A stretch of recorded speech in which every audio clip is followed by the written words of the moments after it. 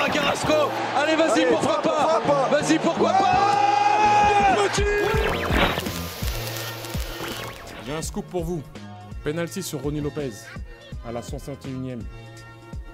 J'ai demandé pourquoi on n'est pas revenu sur la VAR, mais la VAR ne fonctionnait pas. Le Colombien qui a pris le dessus, il a réussi son dribble. Falcao, ouais, oui, il est mort. Ce soir, je vais dire tout haut ce que tout le monde pense tout bas. Radio Diagonale, la web radio 100% rouge et blanc. Bonsoir à toutes et tous. On se retrouve pour un nouveau débrief un petit peu tardif. On s'excuse du retard. Il y a eu des petits soucis hier de connexion chez moi. Donc, on va pouvoir débriefer cette malheureuse défaite à Brest. Et pour m'accompagner, il y aura Damien et Patrice. Salut, messieurs. Bonsoir, bonjour à tous. Allez. Bon, nouveau débrief en vidéo.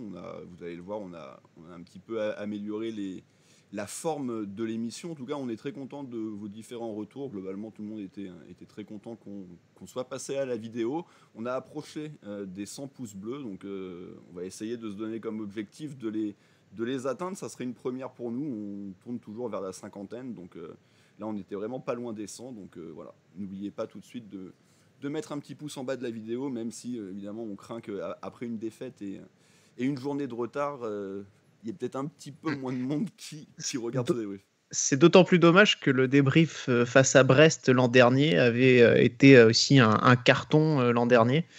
Et c'est vrai que je sais pas, il y a contre certaines équipes, c'est assez inexplicable. Il y a des débriefs qui fonctionnent. Souvent certaines équipes qui reviennent. Strasbourg, Guingamp aussi. Angers, même si c'est jamais facile là-bas, c'est vrai que ça marche toujours bien.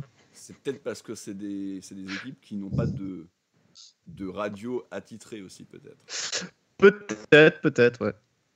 En tout cas, messieurs, on va pouvoir attaquer donc cette rencontre et on va évidemment commencer comme d'habitude par les 3 points. Damien, je vais te laisser commencer. Ouais. Alors, donc le premier point, c'est ce que j'appelle l'éternel retour du concret, comme disait un grand penseur.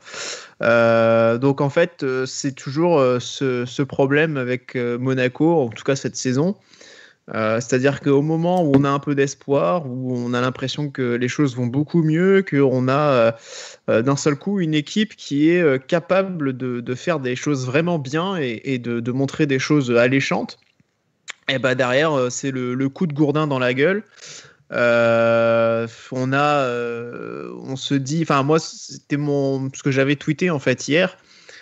J'avais l'impression que cette équipe, elle était taillée avec quand même encore des points faibles et des carences, évidemment, notamment en défense. On en reparlera, on en parlera sur ce match, évidemment, surtout. Mais je me disais, tiens, quand même, il y a un équilibre, il y a une osmose, on sent que l'environnement est beaucoup plus sain aussi, avec Kovac, qu'il y a une concurrence saine et qu'il y a du travail, en tout cas. On se dit, tiens, vu aussi la concurrence, j'ai l'impression que cette équipe-là, et vu ce qu'elle a montré en termes de cohésion collective, elle est capable d'aller jouer le podium, elle est vraiment capable, je pense, d'aller vraiment sur cette 3e place. Et malheureusement, quand je commence à penser ça, et derrière, on a ce match d'hier contre Brest, où on a une équipe qui ne propose strictement rien. Elle propose rien aussi, et là j'en arrive à mon deuxième point, parce qu'il y a un coaching pour le coup qui hier est aussi fautif. Le coaching de Kovac que j'ai trouvé incompréhensible, c'est-à-dire qu'en fait il nous a fait parfois du Jardim à ses plus belles heures, c'est-à-dire qu'il a aimé empiler les attaquants en se disant tiens, plus j'ai d'attaquants, plus j'ai de chances de marquer. En fait on a vu à partir de ce moment-là, quand on a eu Jovetic, Pellegrini, Bulls, plus Gelson Martins, on a eu Sofiane Diop arrière gauche, on a eu une pelletée d'attaquants, on a eu une désorganisation complète au niveau du collectif, et à ce moment-là, on a vu que en fait il y avait strictement aucune chance d'égaliser et de revenir derrière. On en a eu une, on en reparlera, Rob, ça te fera plaisir. C'est la miniature. Mais au final, on avait vraiment, on n'a pas du tout mis les chances de notre côté, parce qu'on s'est totalement désorganisé, et voilà, derrière c'était n'importe quoi. Et là, j'en veux un petit peu à Kovac, parce que clairement, c'est aussi pour lui. Et enfin, le troisième point, ou le point et demi, c'est le son des commentateurs, des micros des commentateurs sur Téléfoot, qui a été une catastrophe, une calamité pendant toute la rencontre. Je me suis demandé si c'était pas mon caisson de basse des enceintes qui avait pété en plein cours de match, parce qu'on entend un gros plop, on se dit tiens, ça a popé comme ça là, je sais pas. Et voilà, moi je suis en streaming. Et déjà, pour ceux qui payent 30 euros, voilà.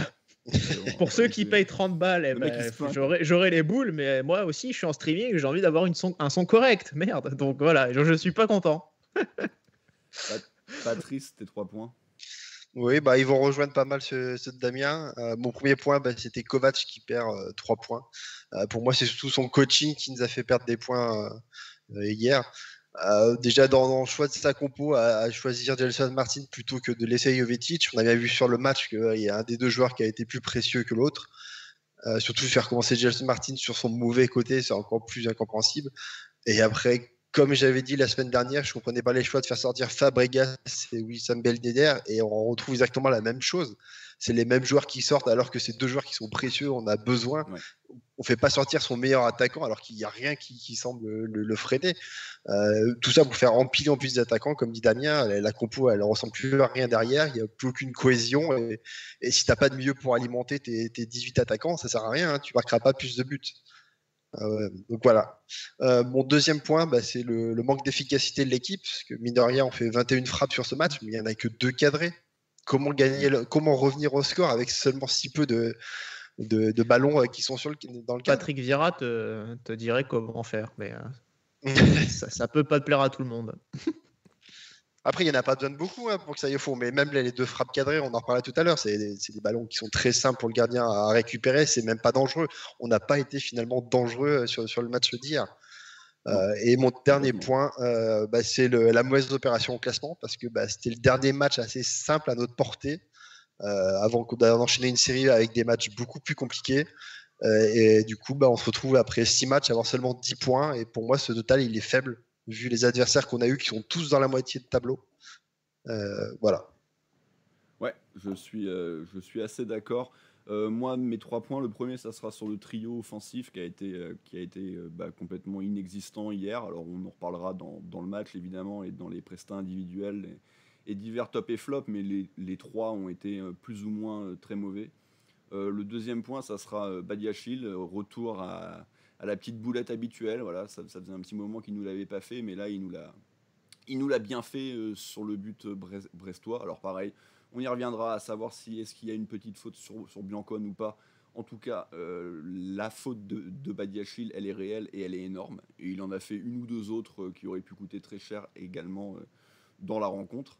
Et enfin, le dernier point, c'est un peu ce que tu viens de résumer, Patrice, à savoir que le dur commence. On savait qu'on avait un début de saison un peu plus facile, entre guillemets, sur le papier, à l'exception de ce déplacement à Rennes, déplacement qui d'ailleurs ne s'est pas bien passé, même si on méritait potentiellement au moins le point du nul. Mais voilà, là, on a une trêve, et après on va attaquer avec Montpellier, avec Lyon. Alors Lyon ne va pas bien, mais ça reste une grosse équipe, et ils vont certainement finir par se remettre la tête à l'endroit. Il y aura Marseille, il y aura Paris, enfin on va commencer à rentrer dans le dur, et donc du coup 10 points sur 18, et c'est un début de saison plus que moyen. Alors bien meilleur évidemment que les 2 dernières saisons, mais ça reste insuffisant au vu des adversaires qu'on a joués. Messieurs, on va pouvoir tout de suite maintenant passer à la compo. Damien, la grande interrogation d'avant-match, c'était qui allait occuper le poste de latéral gauche. Oui, parce que Caio Henrique est toujours blessé. Sidibé était de nouveau absent. On avait Ballo-Touré aussi, alors qui apparemment s'est blessé après le match de Strasbourg. Je sais pas à quel moment du coup, parce que je l'ai pas vu blessé, mais et puis fracture du métatarse, je crois. Alors moi je suspecte qu'en fait ça a fait 2 ans qu'il a cette blessure, mais ils viennent seulement de s'en rendre compte. Ça expliquerait plein de trucs. La douleur vient d'arriver au cerveau. Ça expliquerait plein de choses. Enfin, en tout cas, voilà. Et effectivement, il y avait plus beaucoup d'options au final, si ce n'est celle de mettre Biancone latéral gauche, alors qu'à la base, il est plutôt à droite de l'autre côté. Mais voilà, c'était la seule solution. On a laissé Kovac préfère aussi laisser Aguilar sur son côté fort, dans la mesure où il enchaîne quand même les bonnes prestations depuis le début de saison. Donc voilà, effectivement, c'était l'incertitude qu'on avait.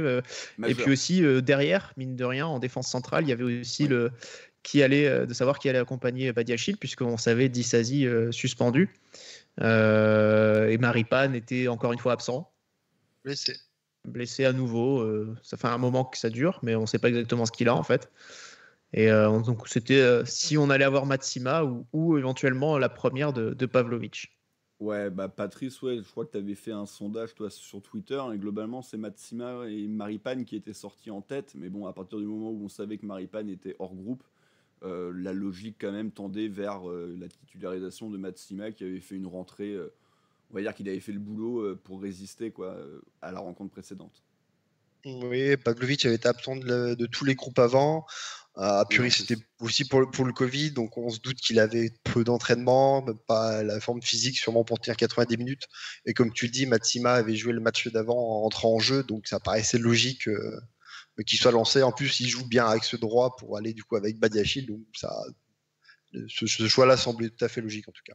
Les deux autres changements qui étaient à noter, Damien, c'était pareil, Tchouaméni suspendu, donc Diop était de nouveau titularisé au milieu de terrain, et également la titularisation un peu plus surprise de Gelson à la place d'un Jovetic, qui certes avait été très maladroit en début de rencontre face au but face à Strasbourg, mais qui avait apporté d'autres choses dans le jeu.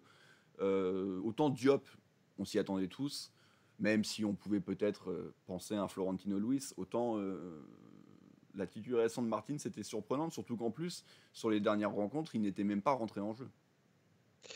Oui, mais je sais pas pourquoi. Non, mais c'est parce que oui, à ce point-là. Mais en fait, je sais pas pourquoi Kovac a fait ce choix-là. Je n'arrive pas à expliquer rationnellement pourquoi il l'a fait. En fait, je vois aucune raison de le faire. Même si tu as parlé de. Personnellement, moi, la raison que je vois, c'est qu'il a souhaité écarter le jeu en mettant des ailiers au final, et de renforcer ses ailes, contrairement à ce qu'il avait fait contre. Sauf qu'au final, Gelson Martins joue énormément dans l'axe et a très peu écarté le bloc en fait. Si tu regardes sa position moyenne, et on en parlera plus tard sur le match aussi, mais au final, Gelson Martins n'a quasiment jamais été sur le côté. Il a toujours resté plus ou moins dans l'axe et sur la zone de Ben Yedder en plus.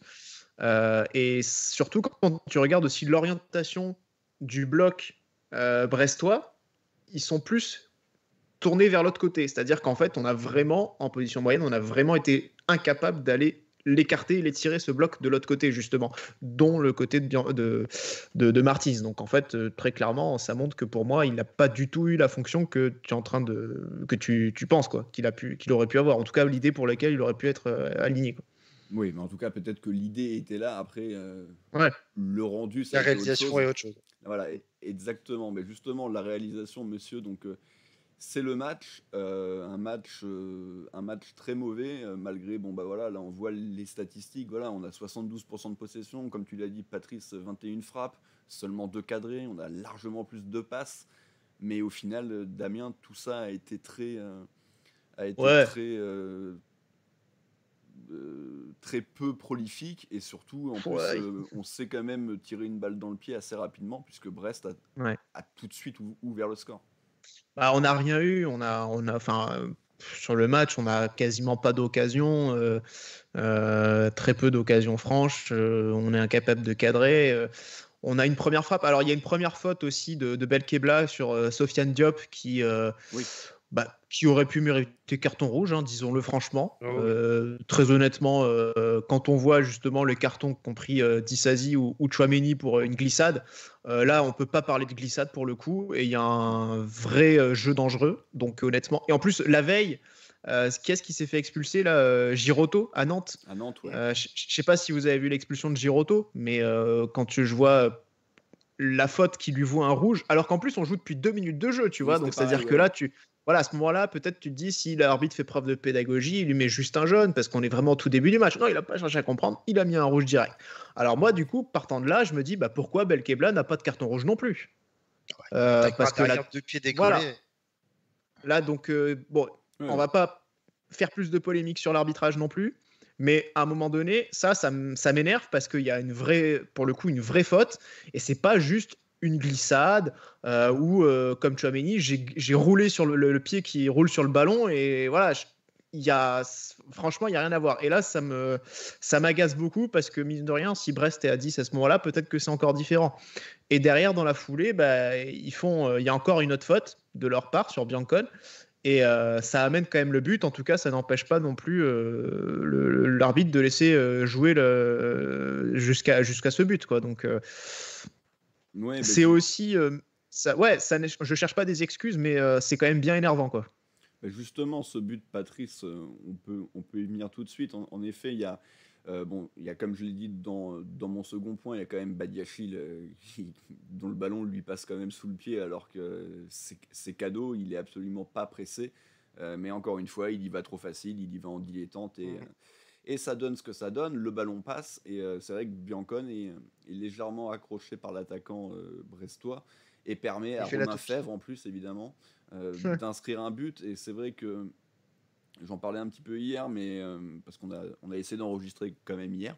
Et donc, sur le fait qu'il y a clairement une gêne de l'attaquant sur Biancone, elle n'est pas énorme, elle est bien jouée, mais là, il y a peut-être deux erreurs. À savoir que, un peu comme Diop, peut-être qu'il en manque un petit peu de métier, et justement pour en rajouter des caisses, et pour faire que l'arbitre regarde un peu plus attentivement ce qui s'est passé. Et malgré tout, je pense qu'il y a faute et que le but n'aurait pas dû être validé parce que Biancone, au final, si vous regardez, il passe pas si loin que ça de contrer le ballon. Et c'est peut-être ces quelques centimètres qui lui manquent qui sont dus justement au fait qu'il soit légèrement retenu par l'attaquant. Donc c'est vrai que ça fait pour le coup deux décisions un petit peu contre nous. Autant voilà, alors on me l'a reproché dans les commentaires sur des derniers débriefs, comme quoi sous couvert d'objectivité, je ne mettais jamais en cause réellement l'arbitrage parce que oui, pour moi, il n'y avait pas eu encore réellement de gros soucis. Là, je suis un peu plus embêté avec les deux situations d'hier. Voilà, c'est pas, encore une fois, c'est pas des fautes manifestes, c'est pas des énormes fautes. Est-ce que du coup tu es prêt maintenant à rejoindre la meute, toi le loup solitaire, pour hurler tous ensemble au complot? D'accord. Non, j'en suis pas encore là parce que malgré tout, ok, t'es mené 1-0, il reste 85 minutes, t'es face à Brest. Ouais. Donc, oui, et puis il y a quand même deux erreurs manifestes sur le but. La première d'Aguilar, la deuxième de Badiachil. Donc c'est des erreurs qu'on peut aussi éviter et si on les évite, peut-être qu'on prend pas ce but malgré la faute. Je mets aussi un petit peu le compte dans le lot parce qu'il lit mal le jeu. Plaisir. Voilà, il lit mal le jeu. C'est un peu gratuit là quand même. Non, il lit mal le jeu, je trouve. Mais tu veux qu'il fasse quoi? Qu'il sorte sur qu'il lise mieux le jeu. Bien sûr qu'il a un est pris à contre-pied. Ouais, mais bon, encore une fois, sur un but, il sert à rien. Voilà. Genre, même avec toute la volonté du monde, il peut pas aller la chercher où il la place. Parce s'il se place mieux, s'il lit mieux le jeu, il peut. Il peut pas se passer mieux. Il a un défenseur et un attaquant qui sont juste devant lui au point de pénalty. Mais bon, il est trop là, il est à droite, d'un seul coup, hop, il va à gauche. Non, reste un peu plus centré. Limite, tu te positionnes. La logique aurait voulu que Feb frappe plus de l'autre côté. Genre là, la frappe qu'il a fait, elle sort un peu de but. Je pense que même lui, il était surpris de la mettre au fond quand même. Ouais. Je pense que quand même, il peut faire mieux. En tout cas, ça fait. En tout cas, on perd à 0. Et quelques instants après, sur le coup d'envoi, Patrice, les Brestois vont être à deux doigts de doubler le score. Alors ce coup-ci, Lecomte va, on va dire, réaliser une demi-parade parce que c'est quand même Badiachil qui derrière sauve le ballon qui était passé, certes bien ralenti, mais qui était passé sous Lecomte et qui sauve du coup devant sa ligne. Mais de mémoire, il fait même une première parade et c'est le ballon qui revient ensuite que Badiachil dégage. Oui. J'ai souvenir qu'il fait déjà une première parade. Et c'est direct sur l'engagement, on repère le ballon, on se met directement en danger et on est à deux doigts de perdre 2-0 au bout de quelques minutes seulement. D'accord, pour moi c'était une frappe sèche et qu'il ralentissait juste en fait. D'accord, j'ai souvenir que c'était en deux temps, il me semble. D'accord, je sais pas, Damien peut-être? Non. Non, c'est. Enfin, oui, effectivement, il y a deux temps, mais c'est parce que c'est pas tout de suite en fait. pas consécutif, quoi. D'accord, Damien. Merci pour cet éclaircissement de cette C'était action. très clair pour moi. Ouais, voilà. C'était très clair. En tout cas, voilà, là, il va s'en suivre 5-10 minutes quand même très compliquées de Monaco, qui va être pressé très haut, qui va avoir d'énormes difficultés à relancer proprement, que ça soit nos défenseurs et même nos milieux de terrain. Fabregas va perdre beaucoup de ballons, Diop va perdre beaucoup de ballons également. Et là, on va vraiment vivre 5-10 minutes très compliquées avant petit à petit de, pas retourner la situation, mais en tout cas de ne plus être en position de détresse comme on l'était depuis plusieurs minutes. Et ça va commencer, Damien, par cette grosse occasion un peu chanceuse, mais grosse occasion tout de même du bon Gelson Martins. Alors, c'est même un petit peu avant, parce que cette frappe-là, elle intervient à la 13e minute.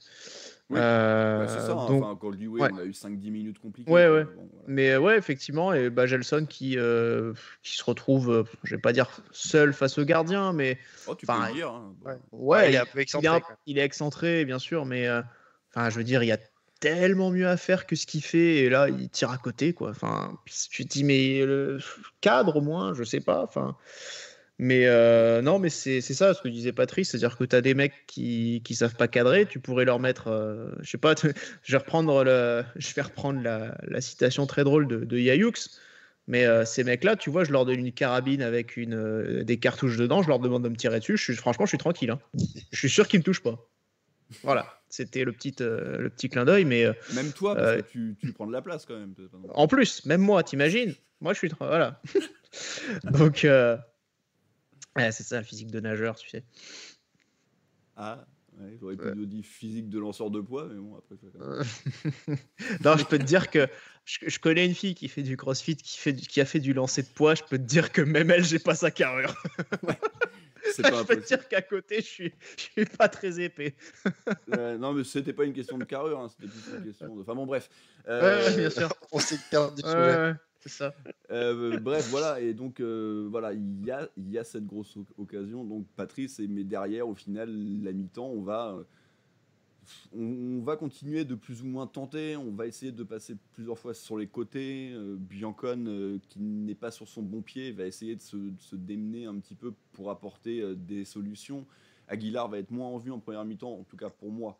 On va le voir. Non, un le peu jeu plus, passe clairement du côté de Biancone. on va le voir un petit peu plus sur le second acte, mais vu que pour l'instant on est vraiment sur le premier, voilà, on est dans le camp adverse. De toute façon, vous le voyez encore avec les stats. On a le ballon, on fait des passes, on a une qualité de passe globale, à part ce gros passage à vide qui n'est pas catastrophique. Mais dès qu'on rentre dans la zone de vérité, Patrice, il se passe absolument rien.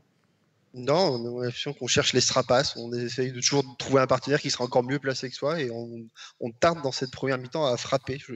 C'est un peu mon reproche sur cette première mi-temps, c'est qu'on frappait peu. On va beaucoup plus frapper en seconde mi-temps, mais sur cette première mi-temps, on cherchait toujours à passer le ballon, à essayer de rentrer encore plus près des cages pour frapper, et on n'y arrivait pas. Et au final, on se retrouve sur cette mi-temps à avoir deux grosses occasions, finalement, celle de Gelson et exactement la même quasiment de Biancone sur la fin de match, qui se retrouve dans la même position et qui fait une frappe beaucoup plus forte, moins enroulée que Gelson, mais qui finit exactement au même endroit, à savoir à 1 mètre du poteau gauche du gardien. Ouais, c'est en toute fin de mi-temps, c'est consécutif à un corner au deuxième poteau, je crois. En tout cas, le ballon arrive au deuxième poteau.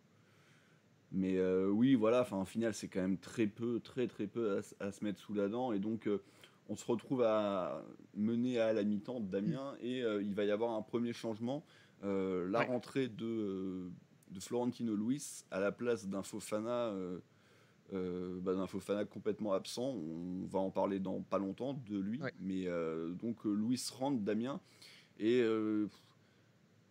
ouais, c'est un des derniers changements où on a vu une cohérence enfin quelque chose de pertinent. C'est-à-dire qu'on a vu en tout cas une réorganisation pertinente. C'est-à-dire que Florentino du coup est passé en sentinelle à la place de Fabregas, qui lui de son côté est monté d'un cran et a pris cette place de Fofana en numéro 8, ce qui lui a permis donc de jouer plus haut. Mais ouais, effectivement, on a vu d'ailleurs, enfin on en parlera de son match, mais finalement on a vu en plus qu'avec ce changement, il y avait une belle il y avait de bonnes relances de la part de Florentino. Je trouvais qu'il était assez à l'aise à ce poste-là. Il a montré des choses vraiment intéressantes.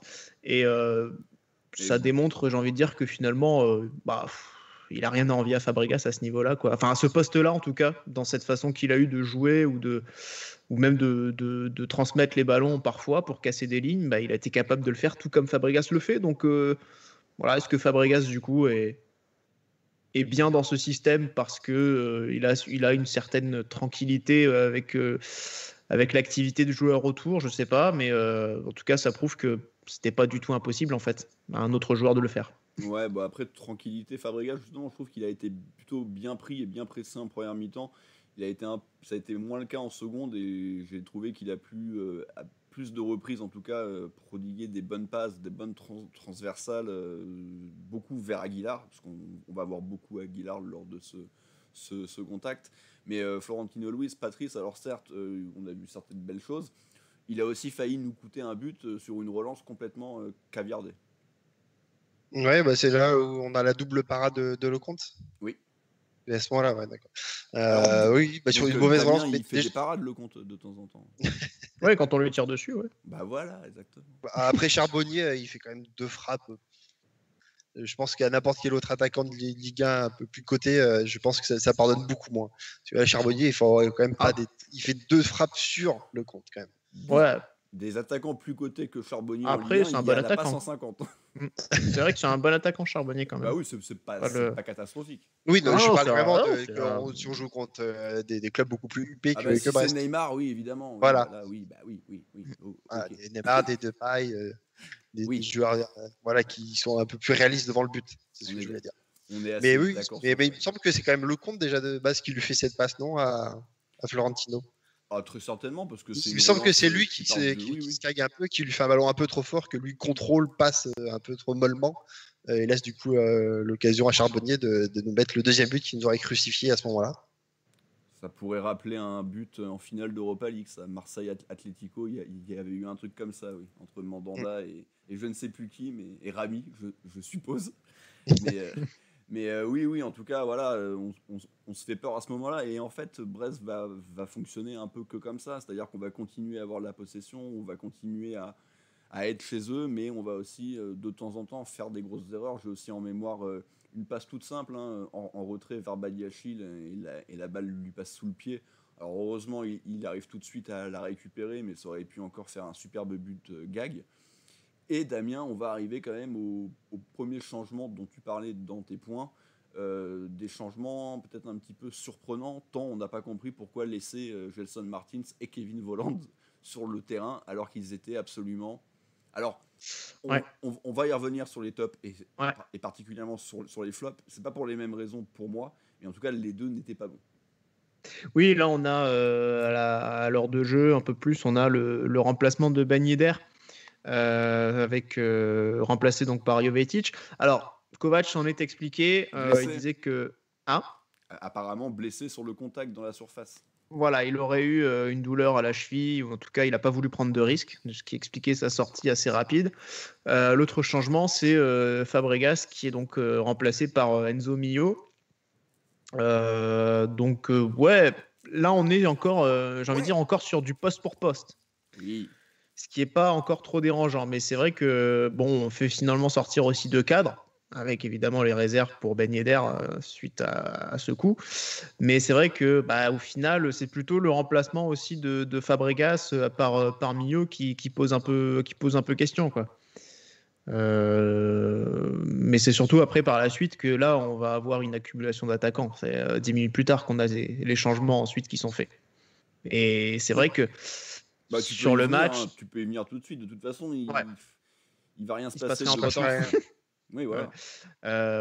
Mais c'est vrai qu'à part ça, il y a quand même une frappe de Jovetic qui se met quand même rapidement en action quand même. Donc c'était la bonne, sa rentrée était bonne pour le coup. Ouais. Et effectivement, après, 10 minutes après, donc on a ce remplacement de Volante par Pellegrini. Remplacement, j'ai envie de dire logique, dans le sens où Volante a été fantomatique.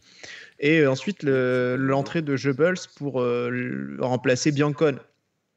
Et là, effectivement, donc on a eu un quatrième joueur de ligne offensive qui remplace un défenseur, un latéral. Et là, on a Sofiane Diop donc, qui redescend d'un cran pour jouer latéral gauche. Quoi. Donc, Oui, Alors que c'est le meilleur joueur sur le terrain à ce moment-là. qui en plus était effectivement Oui. le joueur le plus dynamique et vraiment moteur de l'attaque. C'est Donc, plutôt ça qui est problématique parce qu'il n'est pas ouais. réellement latéral, enfin en tout cas au sens défensif, parce que Brest ils sont tous dans leur moitié de terrain et de Oui, toute façon mais que bon. ce soit lui ou un autre, ça change rien quoi. Ce qui est juste dommageable, c'est qu'on l'enlève du coup de sa zone Du où milieu- il du était milieu pas de là. Ouais. Donc, non, ça, c'est là que ça devient incompréhensible parce que ça devient n'importe quoi, c'est complètement désorganisé et ça n'a plus de sens, quoi, tout simplement.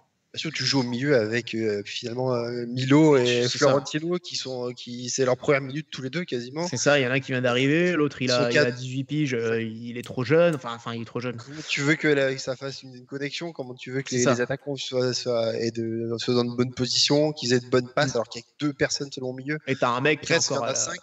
et t'as Gelson qui est à la rue toute la rencontre et qui au qui final est il va pas t'aider quoi. Oui, on est d'accord. De toute façon, voilà, il a empilé les joueurs. Pour le coup, Goebbels et Pellegrini, il n'y a rien à dire sur eux parce qu'on les a quasiment pas vus. C'est vrai que je suis assez d'accord avec toi, Damien. Je trouve que Jovetic a fait une bonne rentrée. Et surtout, il a fait une rentrée, je trouve, dans un registre dont il nous avait pas trop habitués. C'est que j'ai trouvé qu'il avait du jus. J'ai trouvé percutant. qu'il était percutant, qu'il était plutôt vif dans ses prises de balles et même dans les petites courses qu'il a eu à faire. Alors qu'on l'attend plus en tant que vraiment gestionnaire, passeur, plaque tournante, plus que réellement un joueur d'impact. Donc écoute, c'est plutôt une bonne chose. On espère qu'il pourra potentiellement continuer sur cette voie-là. Mais bon, après, ça n'a pas suffi, quoi. Ça n'a pas suffi. Et on Il va se crée se retrouver- 2 occasions. Hein. Oui. Non, mais il a réussi à se mettre en position de frappe. Il a été contré, je crois, à une ou deux reprises, justement. Et une, il se l'a créé tout seul en prenant de vitesse le défenseur, Ouais. en passant sur le côté, et en se créant lui-même son occasion. Quoi. Il y a une tête aussi sur Et après, la tête, c'est la même que Björn et que Jelson Martin. C'est exactement la même position, qu'on a excentré côté droit, et c'est trop à gauche du gardien, malheureusement. On fait 3 fois la même frappe à côté. Et donc Monaco qui va se créer une dernière grosse occasion. Donc là, c'est pour en revenir aussi à mon second point sur Badiachil qui nous coûte le but. Alors là, on va moins lui en vouloir parce que c'est pas son rôle premier, mais il a quand même une énorme occasion en toute fin de match, Damien, et qui va complètement, dévisser dans les travées du stade. Oui, bah voilà, il est au point de pénalty. Il y a personne sur lui. Enfin, et il tire à côté, quoi. Enfin, à un moment donné. Il est un petit peu excentré quand même. Et il dévisse en plus. Mais bon, voilà, quoi, il fait une frappe dégueulasse. C'est minable, je veux dire. Oui, non, mais on est d'accord, mais c'est juste pour dire qu'il n'était pas du tout au point de pénalty. Il était à la hauteur, quoi. Enfin, en Ouais, distance du but. La distance. oui, À peu près d'accord. dans ces eaux-là. Ah oui, mais, donc il était au point de pénalty, mais au niveau de la c'est- ligne de touche. Ok, d'accord. Ok. dans la surface quand même. Ok. Jean-Jacques, mauvaise foi, quoi. Ok, d'accord. mais, Mais non, bon, voilà. C'est toi qui l'as mis en. Oh, c'est moi. Mais non, mais voilà. Enfin, ce genre de truc, il faut au minimum cadrer. C'est exactement pareil que Gelson. C'est un truc au minimum. Il faut cadrer ces ballons-là. Le gardien les sort, tant pis. Mais là, tu passes pour un gland, quoi. Ça m'énerve, quoi. c'est ça. Après, surtout les 2 buts qu'il a mis, où justement on le félicite parce qu'il a des gestes d'attaquant sur ces 2 buts.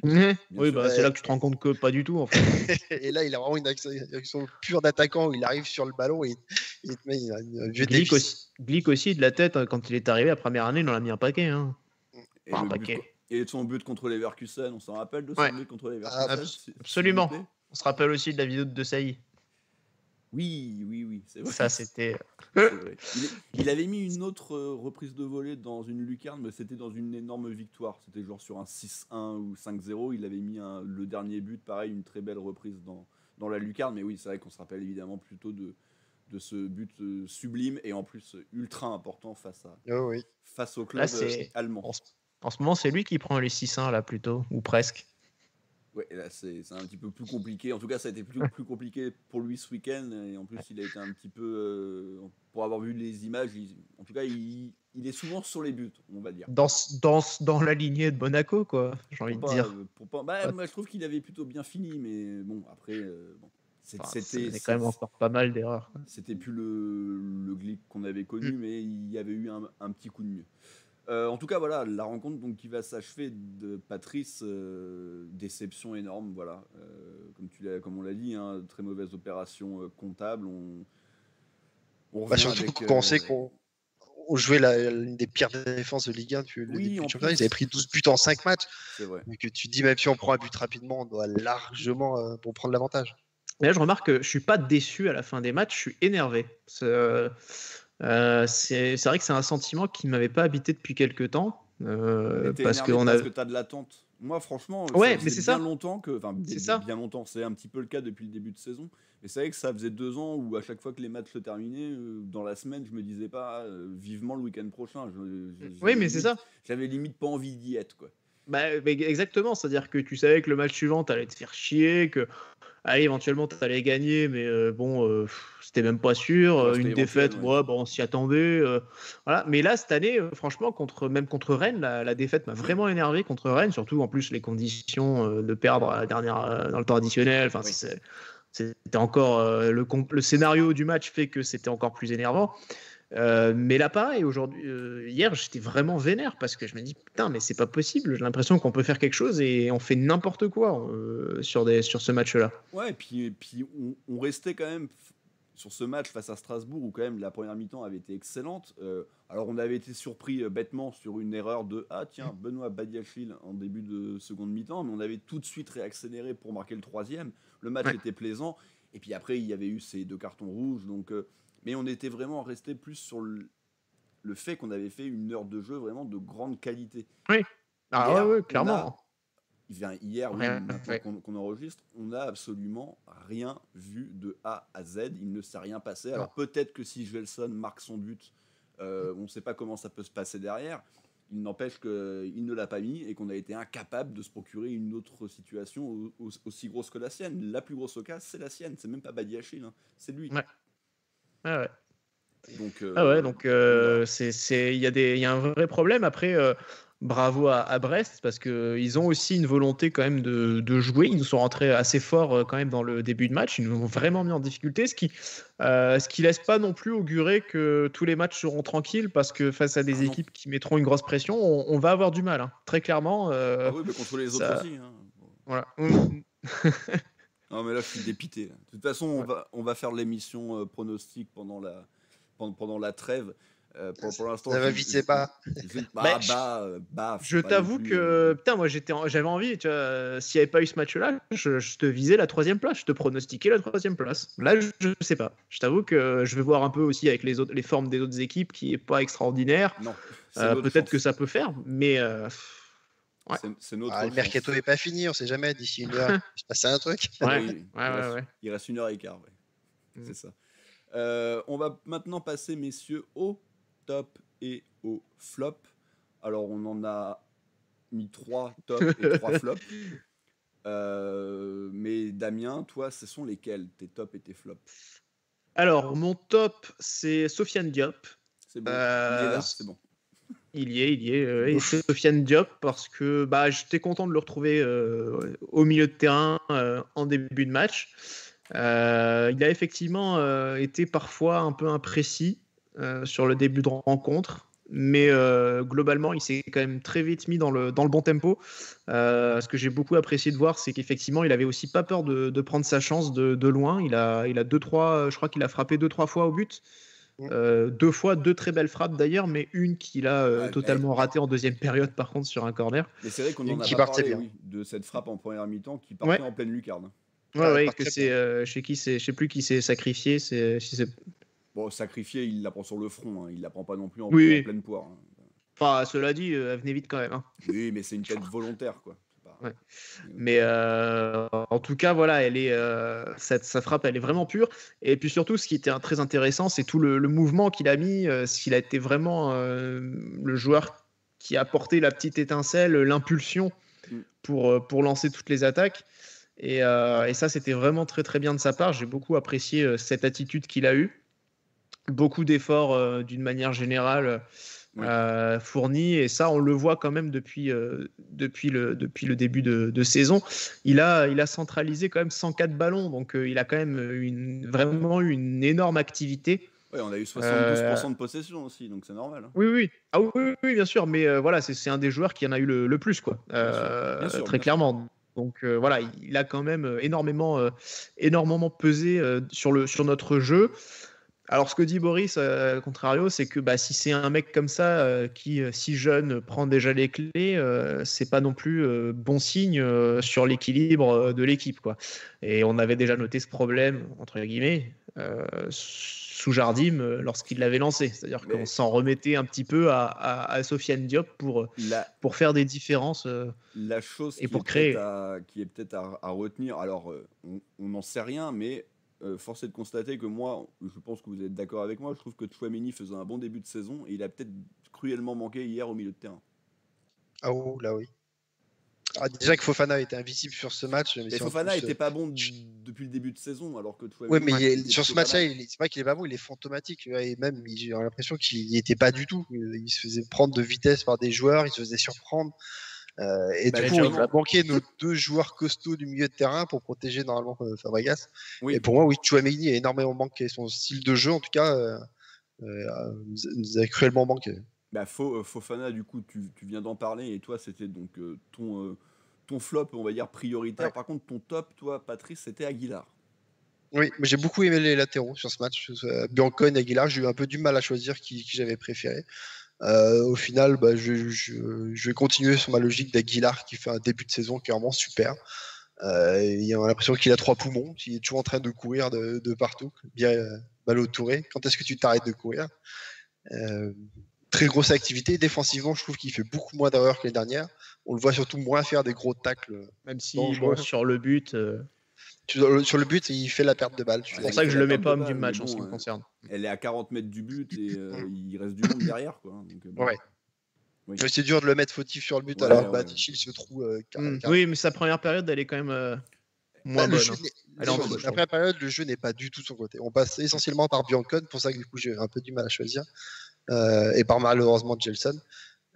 Voilà. Donc non, je trouve qu'Aguilar en ce moment est très précieux et c'est une des meilleures recrues qu'on a pu faire l'année dernière en tout cas, qui s'expose enfin maintenant.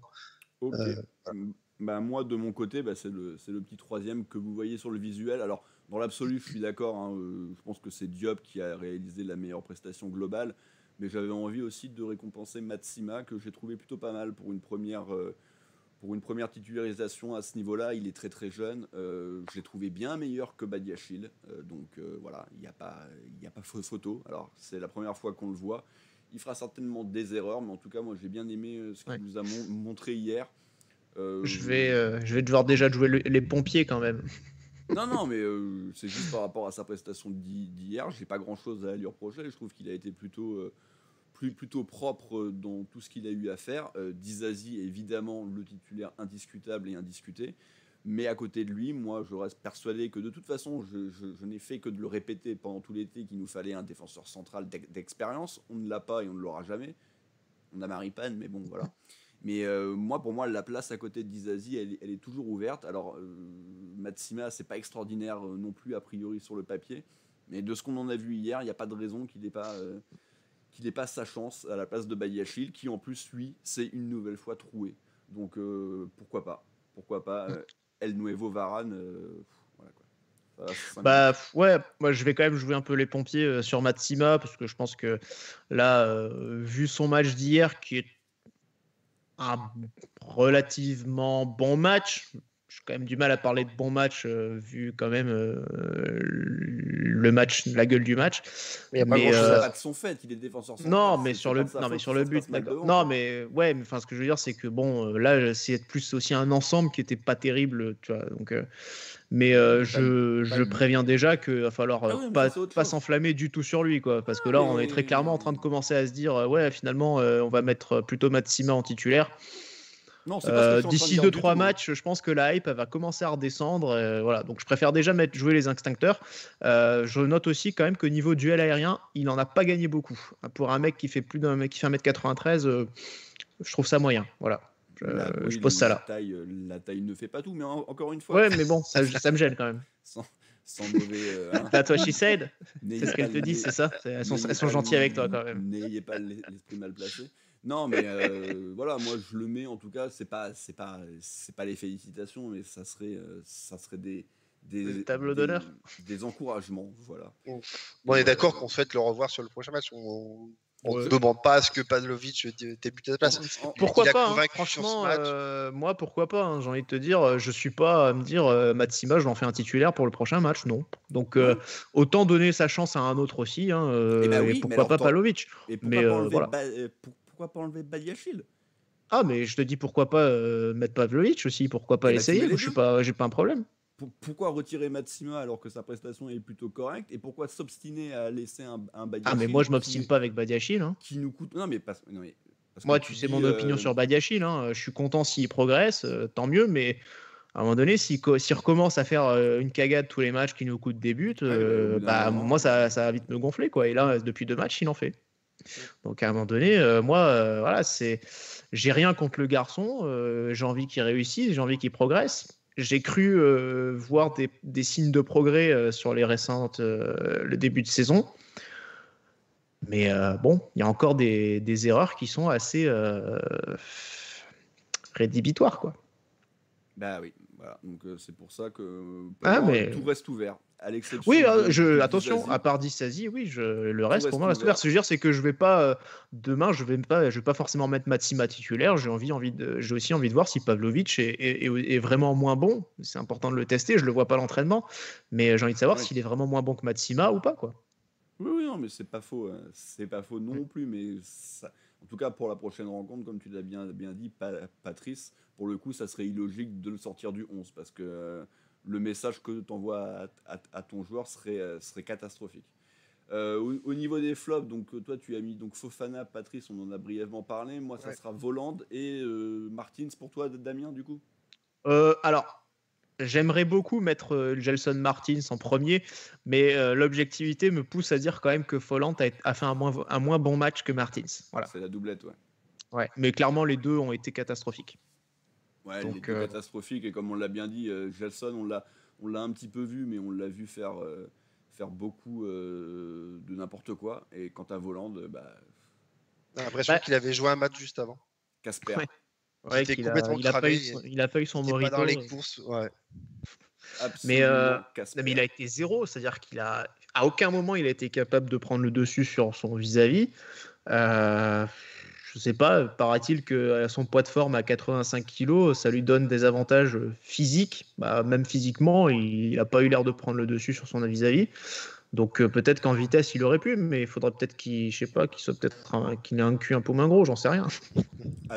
Mais et Gelson, on ne met pas Badiachil parce que au final on a tellement été peu réellement en difficulté. Moi j'ai quand même très hésité à le mettre. Mais c'est vrai que la doublette... Je l'aurais mis avant Fofana, mais après... Oui, moi je l'aurais mis à la place de Fofana aussi, si vraiment j'avais dû en choisir. Fofana, pour moi, s'il sort à la mi-temps, c'est tout à fait logique. Mais c'est logique oui, mais transparent. Après, c'est pas le seul qui mériterait de sortir. C'est-à-dire un mec comme Folland ou Gelson mériterait aussi tout autant de sortir. Que Gelson allait sortir. Aussi, mais sur Gelson, non, le problème, c'est qu'il fait tout à l'envers, quoi. Il fait absolument tout à l'envers. Il est... le problème de Brest, c'est que sur le côté, ils ont pas entre la tribune et le terrain, ils ont pas de piste d'athlétisme, tu vois, pour Gelson. Donc forcément, il fallait bien, tu vois, c'est un peu emmerdant, quoi. Il fallait le mettre quelque part, le gars.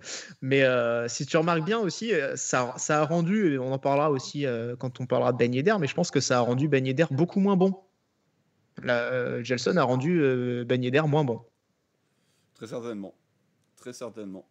Du coup, on en revient au même à dire que quand on joue avec des ailiers qui sont écartés, même si, bon, tout à l'heure on disait que c'était pas si écarté que ça, contrairement au match d'avant où on avait 3 attaquants plutôt centraux, Ben Yedder est toujours meilleur.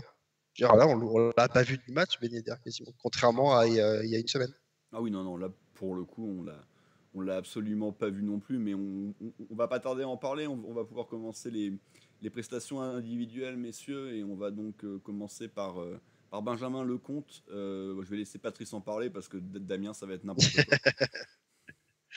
Non, mais franchement, sur le match, il n'y a rien à lui reprocher. Personnellement, sur le but, je ne lui reproche pas, parce que pour moi, il est sur sa ligne. La frappe de Fèvre est complètement sur le poteau, donc très compliqué à aller chercher. Je le vois mal sortir sur cette action-là. Je pense que lui-même, il est surpris déjà par le ballon qui passe entre les jambes de Badiachil. Et après, sur le reste du match, il y a eu un arrêt à faire, il l'a fait. Hein. Il nous fait des très bonnes sorties qui nous permettent de toujours rester dans le match. Donc pour moi, c'est un match très correct de sa part. Il permet de ne pas en prendre plus, mais. Exactement, ouais. Mais ça, il nous permet de rester dans le match, de toujours croire qu'on va pouvoir aller chercher l'égalisation, voire la victoire. Hein. Exactement. Biancone, pour toi, Damien, on n'en a pas parlé. Très peu, non, on n'a pas parlé, alors que pourtant, il fait vraiment un bon match, pour le coup, et je pense qu'il aurait même pu mériter une mention dans les tops. Je l'ai trouvé vraiment très sérieux dans son couloir. Il a été pris assez peu en défaut, finalement. Il a aussi été capable d'apporter du surnombre offensivement. Donc, j'ai assez peu de choses à lui reprocher, au final, sur son match à Biancone. Il se fait avoir sur le but, mais voilà, il y a faute sur lui, très clairement. Oui. Donc, non, j'ai beaucoup... vraiment, je pense qu'il a vraiment joué un bon match. Même si, voilà, après, niveau des duels, je pense qu'il mériterait encore d'être un peu plus tranchant. Mais globalement, il a eu le dessus sur Fèvre, à part en début de match où Fèvre l'a un peu pris, mais il en a profité. Mais après, globalement, on a très peu vu Fèvre derrière. Je le trouve un petit peu lent et lourd pour ce poste. Il a une masse assez importante pour le coup. Il est assez grand et il est assez costaud. Ouais. C'est vrai que je pense pas qu'il soit en surpoids ou quoi. Si tu fais un côté Jebels et Biancone. Je croyais que tu allais dire Biancone volante, mais. C'est lourd. Non, parce que Jebels, c'est un petit peu aussi ce que je trouve, c'est qu'il n'est pas bien sur un côté parce que je le trouve pas si rapide que ça. Et Biancone, c'est pareil. Comme tu le dis, offensivement, ça a été plutôt intéressant. Il a apporté. Après, il n'était pas sur son bon pied, donc forcément pour les mettre. Donc forcément, ça l'a pas empêché de faire de bons centres du pied gauche et du pied droit. Il a tenté. Il a mis de bons centres. Il y en a aussi des moins bons. Là, il faut quand même qu'il règle un peu plus la mire aussi, je pense. Ouais, des bons centres, je sais pas si c'est le mot. Mais il faut qu'il. Après, il a quand même beaucoup centré en première intention, alors que encore une fois, il n'était pas sur son bon pied. Donc peut-être qu'il aurait mieux valu temporiser ou pour se remettre sur son pied droit, je sais pas. Et voilà. Et je le trouvais un petit peu pris à défaut dans son dos en vitesse à une ou deux reprises. Mais encore une fois, c'est parce qu'il était souvent incapable tout simplement de revenir derrière l'attaquant. Donc c'est juste un petit problème. Après, ça ne veut pas dire qu'il n'a pas fait une bonne rencontre. Mais moi, pour le coup, je suis pas spécialement hypé par ce joueur. Et c'est certainement pas la rencontre d'hier qui va me faire changer d'avis. Pour moi, c'est Sidibé qui doit être titulaire latéral gauche. Je suis pas spécialement hypé sur Biancone, mais pour autant, je pense que son match est meilleur que celui de Sidibé et de Ballo-Touré. Donc clairement, je vois pas pourquoi il pourrait pas être titulaire devant eux. Pour moi, il est en dessous, en tout cas de Sidibé clairement, et même du Ballo-Touré qu'on a vu la semaine dernière, qui a fait des bons centres, qui a fait un centre décisif. Voilà, je ne comprends pas de toute façon la hype qu'il y a autour de ce joueur, et visiblement. J'en ai pas spécialement, hein. Moi je m'en fous. Visiblement Kovac non plus, puisqu'il semblerait qu'on aurait envie de le reprêter. Donc. Non, a priori c'est déjà fait. Voilà. Donc pour moi c'est pas du tout. Voilà. Pour moi c'est loin d'être une mauvaise nouvelle. Après on va se taper un Sidibé qui a pas envie d'être là, voilà quoi. C'est pas la même attitude non plus quoi. Ça compte une attitude chez un joueur pro. Ouais, après, je pense pas que c'est Kovac ne compte pas dessus. Je pense qu'il comptait dessus peut-être en tant que doublure, mais qu'on souhaite pas le freiner et qu'on souhaite qu'il soit encore titulaire cette saison. Oui. Après, on a aussi Caillot, hein, n'oublions pas. Personne n'en parle parce qu'on l'a encore jamais vu, mais il est blessé depuis qu'il est arrivé. On sait pas du tout ce que ça vaut. Je sais pas s'il faut attendre grand chose de ce recrutement, mais en tout cas, c'est aussi une option qui existe. Donc voilà, peut-être que au fil de la saison, c'est lui qui prendra cette place de titulaire aussi. Tout à fait. Bon, rapidement pour terminer, messieurs, Fabregas, qui veut parler de Fabregas? Bon, je vais en parler. Moi, le premier mi-temps très compliqué, il a été souvent pressé, pas mal de pertes de balles, des passes qui n'arrivaient pas forcément dans les pieds. Je pense que les Brestois ont bien vu les vidéos des matchs précédents pour voir qu'il ne fallait pas le laisser dans le confort et pas aller le presser. Après, sur ce match-là, comme j'ai dit tout à l'heure, il n'était pas protégé par les deux sentinelles qui sont Fofana et Tchouaméni. Et du coup, en deuxième mi-temps, je l'ai trouvé déjà bien meilleur quand du coup Florentino est rentré, qu'il est monté d'un cran. Il était un peu plus libre et a commencé du coup à distiller beaucoup de meilleurs ballons à nos attaquants ou surtout à Aguilar, comme tu l'as dit. Personnellement, j'ai regretté qu'il sorte parce que je pense pas que Milo allait apporter plus que ce que lui aurait pu apporter. Il semblait pas fatigué. Milo était un très très bon joueur et un très bon jeune en devenir, mais c'est pas sur ce genre de match qu'on doit lui donner les clés du camion, quoi. On le fait rentrer sur les fins de match où on gagne pour qu'ils prennent de l'expérience. Mais là, sur un match où on doit absolument aller chercher le résultat, je trouve qu'on a besoin des joueurs d'expérience comme Fabregas, il faut pas les sortir pour faire rentrer des genoux qui sont complètement perdus après sur un match comme ça. Damien, Luis Enrique, t'en as pensé quoi? Comme je l'ai dit tout à l'heure, j'ai bien aimé son entrée en jeu. Alors, c'est Florentino Luis, hein, tu veux toujours pas que... Ah non, j'ai même pas... Si, je l'ai bien dit tout à l'heure, donc ça va. Mais non, mais j'ai bien aimé son entrée en jeu. Il y a une erreur quand même qui peut nous coûter cher, par contre, sur une mauvaise passe. Mais globalement, il a été très propre. Il a été capable d'être un peu dans ce registre qu'a eu Fabregas, justement. Donc, c'est une bonne chose d'avoir ce profil-là, capable d'évoluer à ce poste de cette manière. Je ne sais pas si ça peut tenir, je ne sais pas si ça peut élever son niveau de jeu dans une équipe qui marche mieux et qui est capable justement de permettre aussi de participer à une équipe capable d'aller gagner un match. Il est encore jeune, donc à voir sur la durée principalement. Mais non, j'ai bien aimé ce joueur-là, en tout cas sa prestation, que j'ai trouvé encore une fois propre, bien placé souvent. À souvent à revoir, mais la première impression, et je la trouve bonne. Tout à fait. Et enfin, pour conclure, Patrice Ben Yedder, on n'en a pas trop parlé parce que malheureusement pour lui... il n'y a rien à dire. Malheureusement, à aucun moment il est en situation de pouvoir mettre un but. À la 8e minute. Ouais. On en revient toujours au même, où quand il joue avec des ailiers, des joueurs qui sont très très écartés de lui, il a très peu d'occasions, on lui donne très peu de ballons, il est obligé de dézonner énormément, de redescendre bas sur le terrain, et du coup il n'est pas dans la surface, quoi. Et c'est un match où on ne peut pas dire qu'il est mauvais, parce que du coup il a rien. Je suis pas d'accord sur ça en fait, parce que contre Strasbourg finalement ça n'a pas posé de problème le fait qu'il dézone. Moi je pense que ça a beaucoup. Oui, parce qu'il y avait deux autres attaquants dans la surface. Moi ce que je dis c'est que un mec comme Gelson lui a beaucoup marché sur les pieds et l'a beaucoup empêché de jouer parce que ils se sont vraiment retrouvés sur la même zone régulièrement. Un Ben Yedder quand il dézone c'est pour jouer en déviation et que ce soit un point d'appui, c'est-à-dire que tu donnes le ballon, il te remet directement et derrière l'autre il joue la profondeur. Ou alors il te met sur le côté. Enfin, il est capable de t'orienter vraiment le jeu, de te mettre vraiment dans de bonnes situations, et ce qui lui permet ensuite derrière lui de monter, de reprendre, de retourner dans la surface.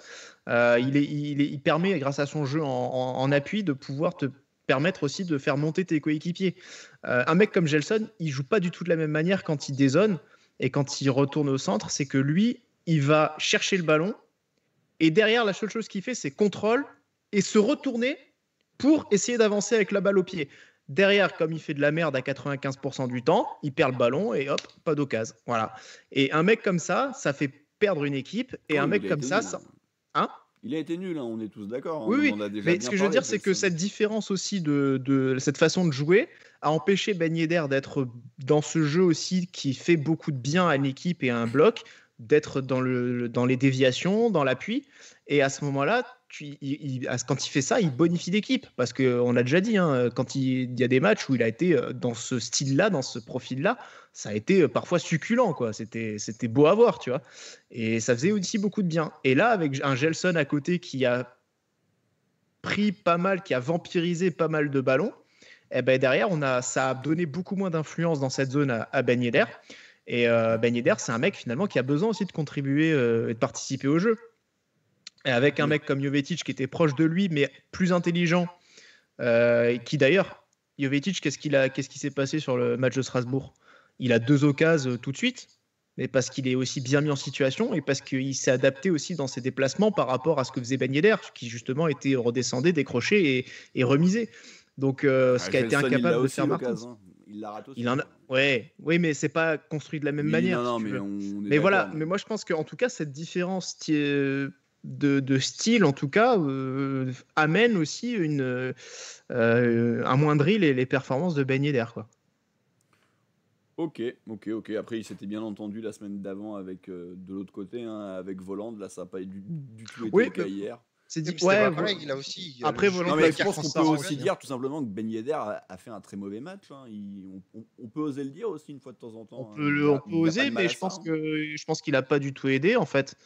Donc, j'ai plus envie de dire que c'est pas le problème de Ben Yedder hier. Ah bah ouais, bah alors c'est pas de sa faute. Moi je trouve qu'il a aussi pas fait un bon match. C'est censé être notre leader. Alors certes, on peut toujours dire que autour de lui ils ont pas été bons, mais lui-même n'a pas rendu les autres meilleurs. Pour moi, il n'a pas été utilisé de la bonne manière hier. Il s'est raté hier, ça arrive, mais il s'est raté hier et pour le coup.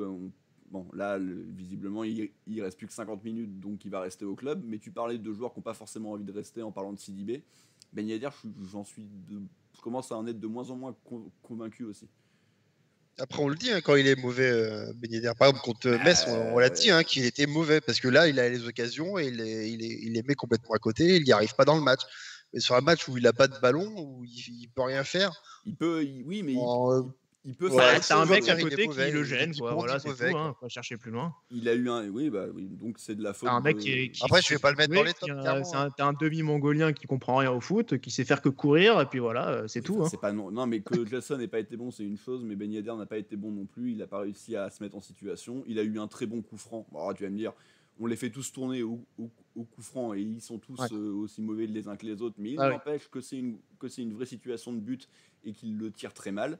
Il n'a pas fait un bon match comme les autres et seulement dire que c'est de la faute de Gelson Martins, je trouve que c'est un petit peu léger. Je n'aime pas spécialement Gelson, il n'a pas été bon hier, mais Ben Yedder n'a pas été bon non plus. Ça ne veut pas dire qu'évidemment que ça n'en reste pas notre capitaine et notre attaquant, mais hier il a été tout aussi mauvais presque que les deux autres.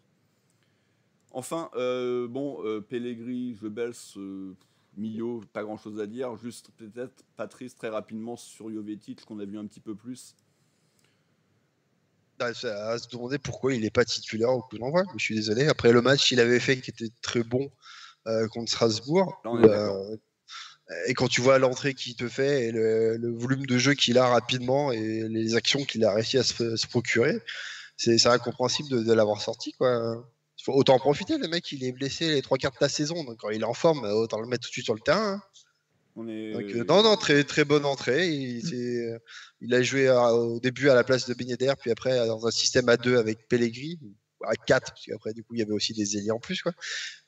Mais du coup, voilà, il est rentré à la place de Ben Yedder et lui, on l'a tout de suite vu se mettre en situation à plusieurs reprises, avec toujours le même Gelson Martins à côté de lui. Donc, tout n'est pas de la faute de Gelson Martins. Et il a un profil différent en même temps, donc oui, il a joué différemment. Voilà. Il a un profil différent et en l'occurrence on l'a trouvé dans un profil dans lequel on l'attendait pas non plus, donc au final il l'a pas joué dans son profil type, donc voilà. En tout cas, voilà qui conclut donc ce débrief, messieurs. On va vous proposer ce jeudi une dernière gazette mercato bilan. Il y a eu a priori quelques mouvements là aujourd'hui et dans la soirée. Bon, évidemment rien du côté des arrivées, bien malheureusement. Quelques départs, surtout quelques prêts. Visiblement, par contre, Aïd Benasser, Jemerson, Grand Cyr n'auraient pas trouvé de porte de sortie, à moins que d'ici minuit, ça se décante. Alors, beaucoup de mal. Si, Grand Cyr en Espagne, ça peut y aller, je pense. Ouais, Grand Cyr, j'étais même plutôt surpris qu'on n'ait pas réussi encore à lui trouver de solution. Jemerson, c'est pas étonnant. Aïd Benasser, ça l'est encore moins. Parce que lui, Grand Cyr, ça l'est pas tellement non plus, hein. C'est pas faux, mais bon, l'année dernière. Une saison correcte quand même. Ouais, il avait pas fait un prêt si dégueulasse que ça l'année dernière. Je note, on a quand même perdu, hein, pour revenir sur Brest. Il y a 3 mois, je disais quand même que Brest, il faisait nos poubelles. Hein, parce que entre Cardona, Fèvre, Pierre Gabriel, Diallo à l'époque, bon maintenant qu'il est parti, mais à l'époque Diallo, ça, je lui dis ah, les mecs ils ont pas d'idée, ils se disent bah tiens en fait ils ont fait quoi Monaco, il y a des mecs qui jouent pas chez eux, tiens on va aller les choper. Voilà, à un moment donné tu te dis les mecs ils font nos poubelles. Et ben visiblement ça suffit pour nous battre en fait. Oui, bon, après, bon, Fèvre marque un but, c'est très bien pour lui, hein, et il fait d'ailleurs a priori un début de saison plutôt correct. C'est pas pour autant que je regrette le départ de Romain Fèvre. Diallo peut-être un petit peu plus, là il vient d'être vendu assez cher d'ailleurs en Angleterre, on va récupérer d'ailleurs une petite somme d'argent dessus. A priori, on aurait essayé de le récupérer aussi. Hein. On Il y a verra. quelques infos là-dessus, comme Ah. qu'on aurait essayé de le recruter. D'accord, bah, écoute, on verra bien. Allium Drinesider. On verra Non, bien. non, c'est les rumeurs qui tournaient. En tout cas, voilà, jeudi prochain, il y aura l'émission, enfin ce jeudi, pardon, il y aura l'émission Gazette. Jeudi prochain, on vous proposera notre émission Prono. Alors, il y a eu 6 journées, évidemment, mais on voulait attendre que les transferts soient finalisés. L'année dernière, on avait pu le faire après 4 journées. Là, ça en est 6, donc clairement, on a un meilleur aperçu de la saison qui arrive. Donc voilà, ça sera à nous de pronostiquer sur les différentes J'étais perfs. plus sûr de mon pronostic l'année dernière que cette année là pour le coup. Ouais, mais l'année dernière, on ne saura jamais, malheureusement, ce qui se serait passé, que ça soit négatif ou positif. En tout cas, messieurs, voilà, merci de m'avoir accompagné pour ce débrief. La prochaine émission, c'est donc ce jeudi. D'ici là, portez-vous bien et Dagemunegu. Salut. Et bisous.